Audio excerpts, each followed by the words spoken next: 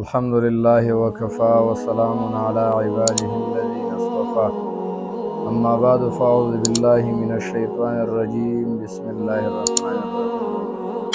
محترم مسلمانان ورونو، منګ تاسو ډیر زیات شکایت د دې کوو چې منګ تاسو باندې غریبي ده، زمونږ کاروباري حالات خراب دي، د کور نم برکت اوچت شوی دی، د کاروبار نم برکت اوچت شوی دی. د هغې دپاره په احادیثو کې اووه داسې کارونه راغلي دي چې کوم انسان دا اووه کارونه کوي نو په هغه باندې به غریبي ډېره په تیزۍ سره راځي.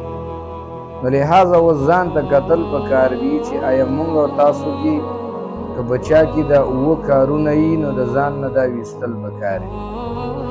نو هغه اووو کې اول نمبر دا دی چې څوک په تادۍ سره مونځ کوي. فرض مونځ دی، فرض مونځ کې نه د رکوع خیال ساتي، نه د سجدې خیال ساتي، نه د نورو احکاماتو د رکنونو خیال ساتي، بس په تادۍ سره خپل مونځ زر زر کوي. نو څوک چې په جلتۍ سره مونځ کوي نو په هغه باندې به غریبي ډېره زر راځي. دویم نمبر، څوک چې په ولاړه باندې تش او دسماتې کوي نو تش او دسماتې په ولاړه کولو سره هغه انسان باندې به غریبي ډېره زر راځي. دریم نمبر، چې څوک د تش او دسماتې په ځای کې اودس کوي نو په هغه انسان باندې به غریبي ډېره زر راځي. څلورم نمبر، چې کوم انسان په ولاړه باندې اوبه څکي نو په ولاړه اوبو څکلو سره په دې انسان باندې به غریبي ډېره زر راځي.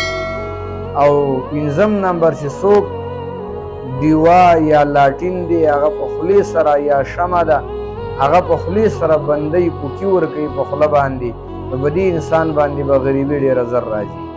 او شپږم نمبر، چې کوم انسان د خپلو لاسونو دا نوکان په غاښونو سره کټ کوي نو په دې انسان باندې به غریبي ډېره زر راځي.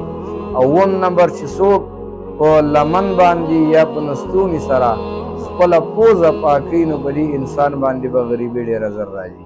نو لحاظه دا اووه کارونه دي، که دا په چا کې وي نو په هغه انسان باندې به غریبي ډېره په تیزۍ سره راځي. نو لحاظه دا په ځان کې وکتلی شي که آیا مونږ کې دا وو نو بیا د کور د بې برکتۍ شکایت نه دي کول پکار. بې برکتي هم په دې سر راځي، د کاروبار د خرابېدو شکایت بیا نه دي کول پکار. نو لحاظه دا اووه کارونه د ځان نه لرې کړو. الله تعالی به زمونږ او ستاسو په مال او په کورونو او په کاروبارونو کې الله تعالی برکت واچوي. واخر دعوانا ان الحمد لله رب العالمین.